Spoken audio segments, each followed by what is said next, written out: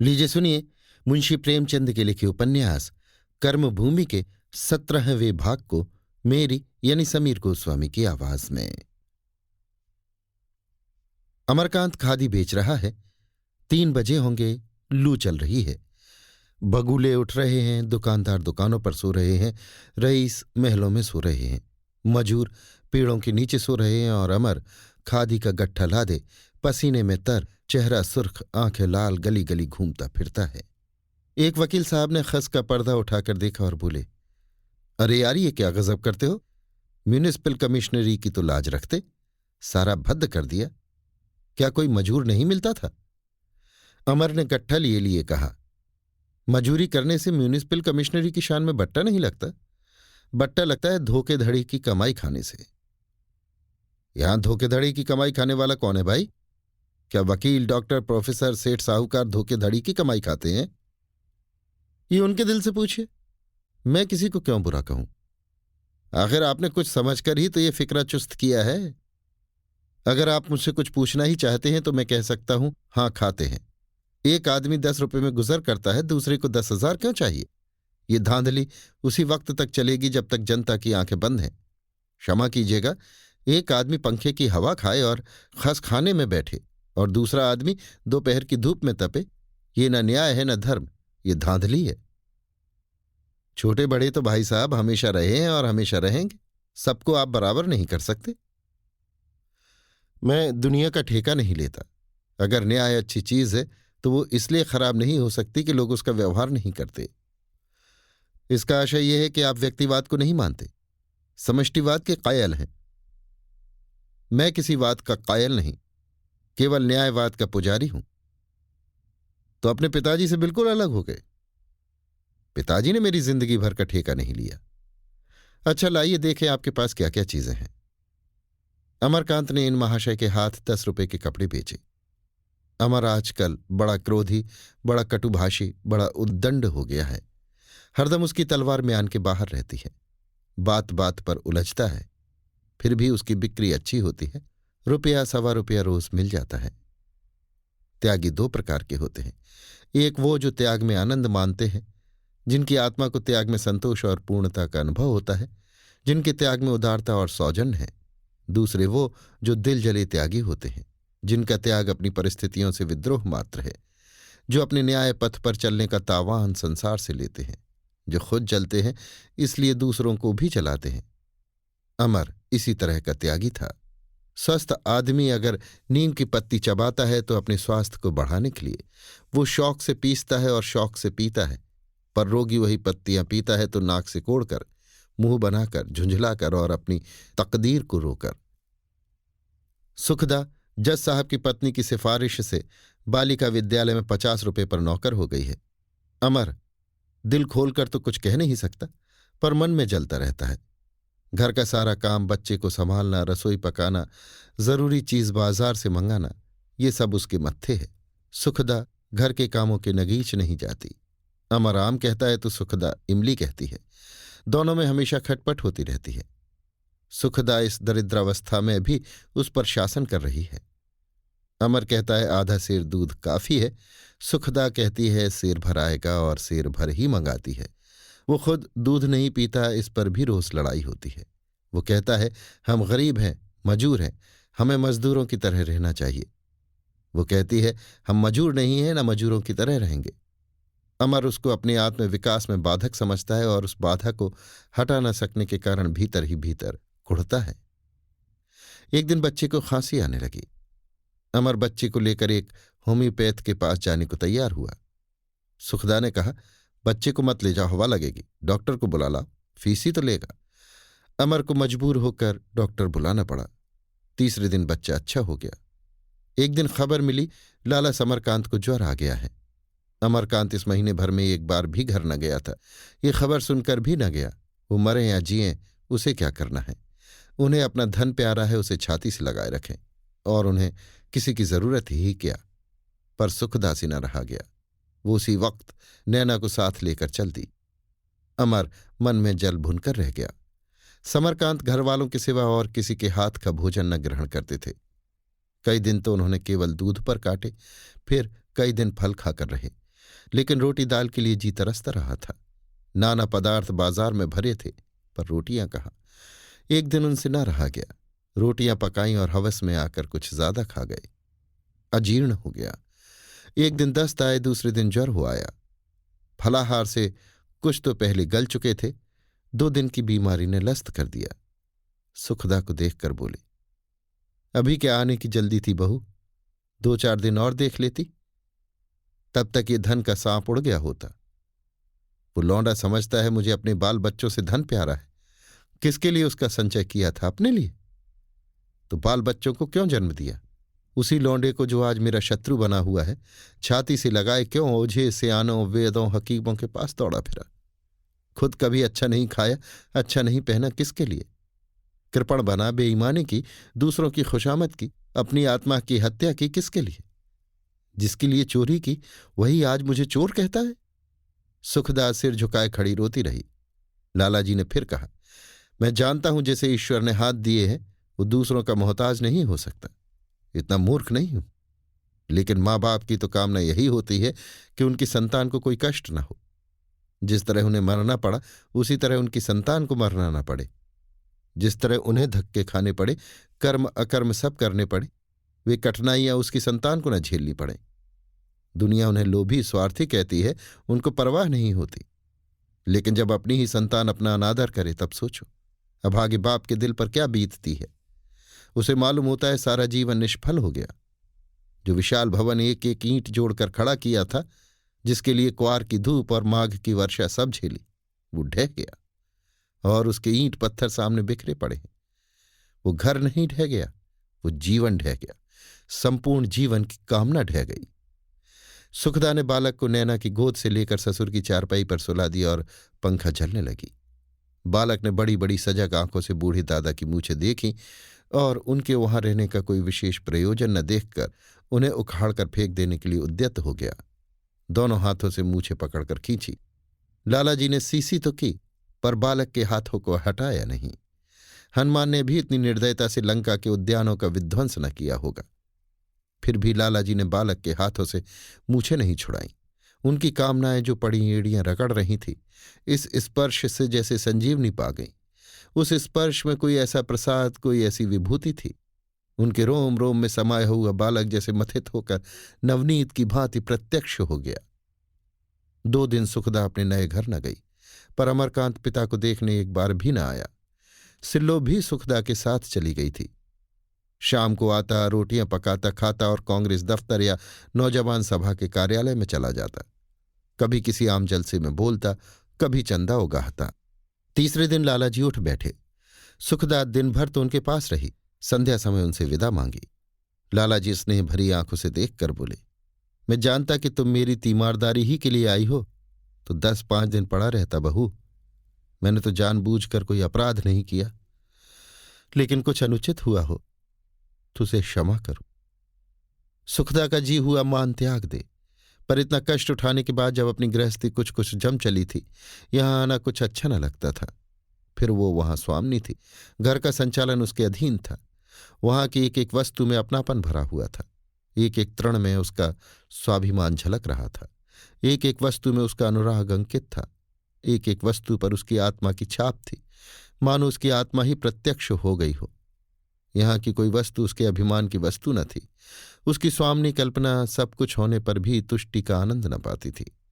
पर लालाजी को समझाने के लिए किसी युक्ति की जरूरत थी। बोली, ये आप क्या कहते हैं दादा? हम लोग आपके बालक हैं। आप जो कुछ उपदेश या ताड़ना देंगे वो हमारे ही भले के लिए देंगे। मेरा जी तो जाने को नहीं चाहता, लेकिन अकेले मेरे चले आने से क्या होगा? मुझे खुद शर्म आती है कि दुनिया क्या कह रही होगी। मैं जितनी जल्द हो सकेगा सबको घसीट लाऊंगी। जब तक आदमी कुछ ठोकरे नहीं खा लेता उसकी आंखें नहीं खुलती। मैं एक बार रोज आकर आपका भोजन बना जाया करूंगी। कभी बेबी चली आएंगी, कभी मैं चली आऊंगी। उस दिन से सुखदा का यही नियम हो गया। वो सवेरे यहां चली आती और लालाजी को भोजन करा के लौट जाती, फिर खुद भोजन करके बालिका विद्यालय चली जाती। तीसरे पहर जब अमरकांत खादी बेचने चला जाता तो वो नैना को लेकर फिर आ जाती और 2-3 घंटे रहकर चली जाती। कभी कभी खुद रेणुका के पास जाती तो नैना को यहां भेज देती। उसके स्वाभिमान में कोमलता थी। अगर कुछ जलन थी तो वो कब की शीतल हो चुकी थी। वृद्ध पिता को कोई कष्ट हो ये उससे न देखा जाता था। इन दिनों उसे जो बात सबसे ज्यादा खटकती थी वो अमरकांत का सिर पर खादी लाद कर चलना था।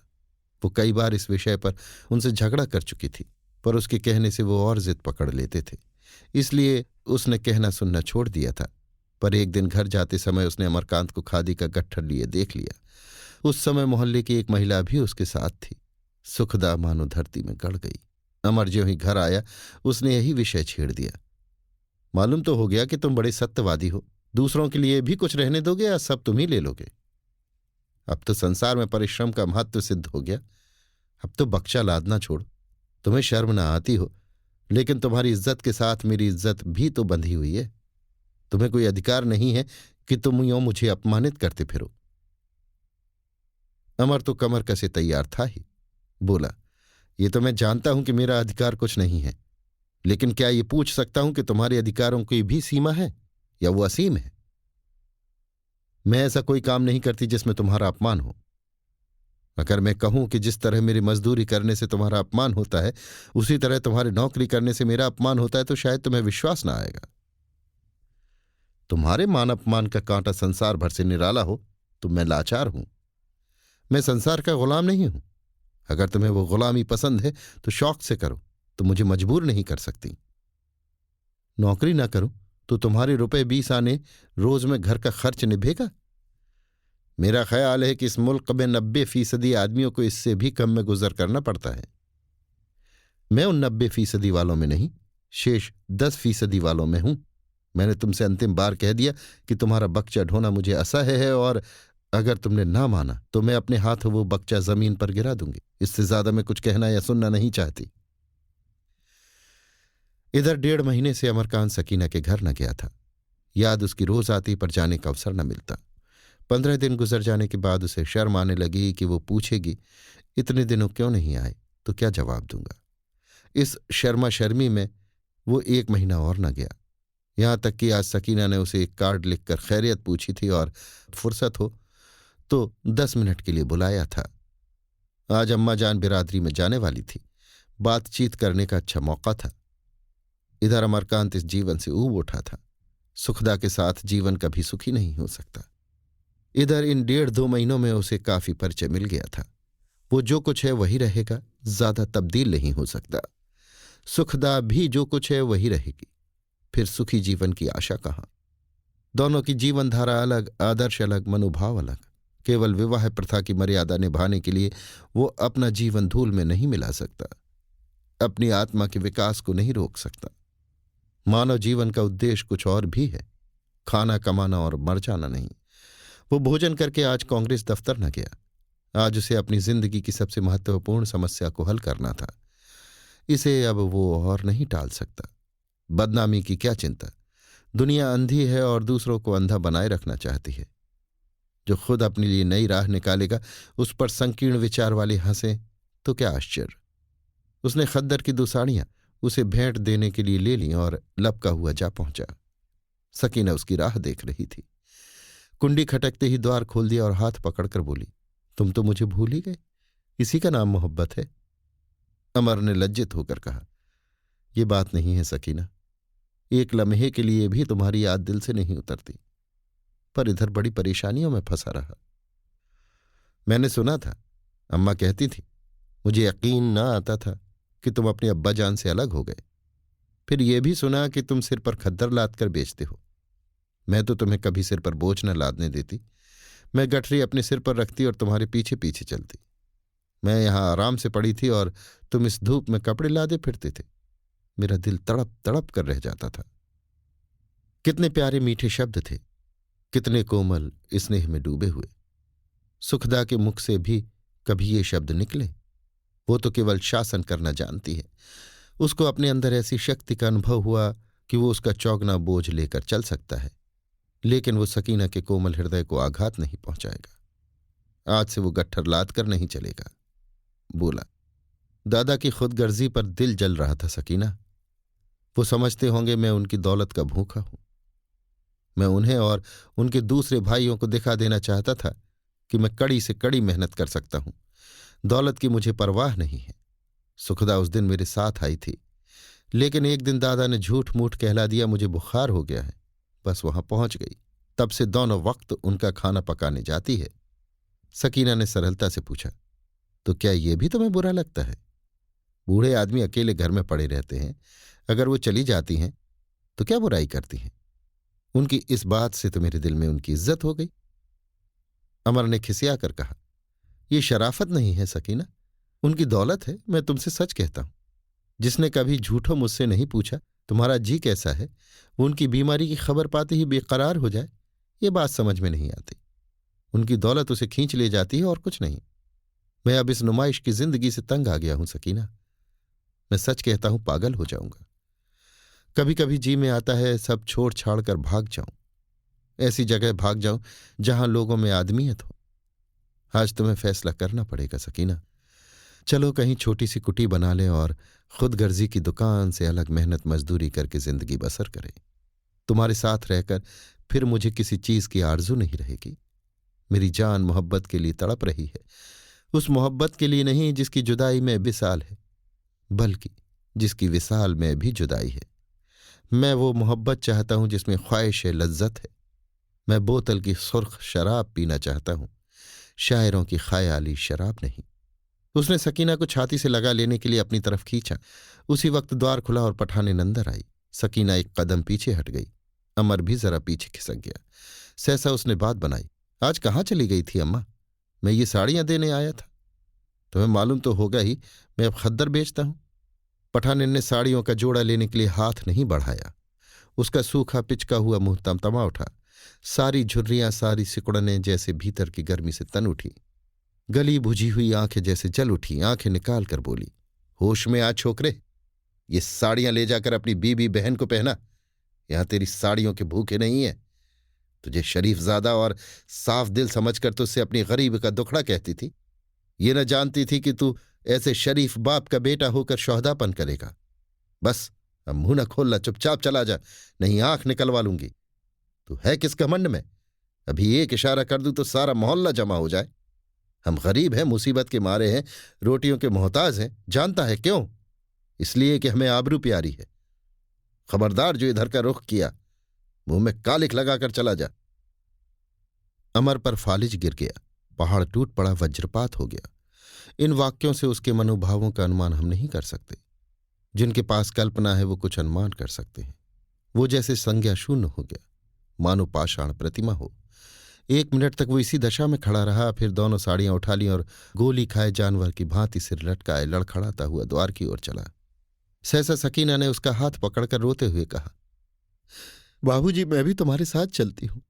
जिन्हें अपनी आबरू प्यारी है वो अपनी आबरू लेकर चाटे, मैं बेआबरू ही रहूंगी। अमरकांत ने हाथ छुड़ा लिया और आहिस्ता से बोला, जिंदा रहेंगे तो फिर मिलेंगे सकीना, इस वक्त जाने दो, मैं अपने होश में नहीं हूं। ये कहते हुए उसने कुछ समझकर दोनों साड़ियां सकीना के हाथ में रख दी और बाहर चला गया। सकीना ने सिसकियां लेते हुए पूछा, तो आओगे कब? अमर ने पीछे फिरकर कहा, जब यहां लोग मुझे शोहदा और कमीना न समझेंगे। अमर चला गया और सकीना हाथों में साड़ियां लिए द्वार पर खड़ी अंधकार में ताकती रही। सहसा बुढ़िया ने पुकारा, अब आकर बैठेगी कि वहीं दरवाजे पर खड़ी रहेगी? मुंह में कालिख तो लगा दी, अब और क्या करने पर लगी हुई है? सकीना ने क्रोध भरी आंखों से देखकर कहा, अम्मा, आकबत से डरो, क्यों किसी भले आदमी पर तोहमत लगाती हो? तुम्हें ऐसी बात मुंह से निकालते शर्म भी नहीं आई? उनकी नेकियों का ये बदला दिया है तुमने। तुम दुनिया में चिराग लेकर जाओ, ऐसा शरीफ आदमी तुम्हें न मिलेगा। पठाने ने डांट बताई, चुप रह बेहया कहीं की, शर्माती नहीं, ऊपर से जबान चलाती है। आज घर में कोई मर्द होता तो सिर काट लेता। मैं जाकर लाला से कहती हूं, जब तक इस पाजी को शहर से न निकाल दूंगी मेरा कलेजा न ठंडा होगा। मैं उसकी जिंदगी गारत कर दूंगी। सकीना ने निशंक भाव से कहा, अगर उनकी जिंदगी गारत हुई तो मेरी गारत होगी, इसको समझ लो।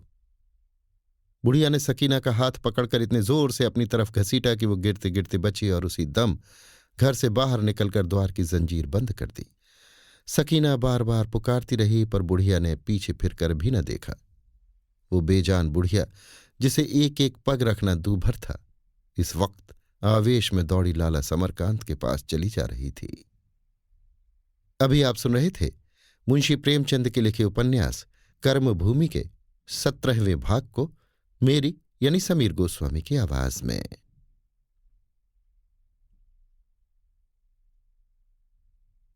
Worried about keeping up with your fave friends all summer? Or posting every perfectly pink sunset you see? Don't sweat the Connect. You can have it made in the shade with 4 lines of unlimited data for $100 a month. Scroll the staycation pics, find your new go-to takeout spot, or catch some rays on video chat. Whatever you and the crew are into, all the data makes it all that much better. Smile, you're on Cricket. Cricket Core acquired on 4 lines. Data speed limited to 3 megabits per second. Cricket may slow data speeds when the network is busy. Additional fees, usage, and restrictions apply.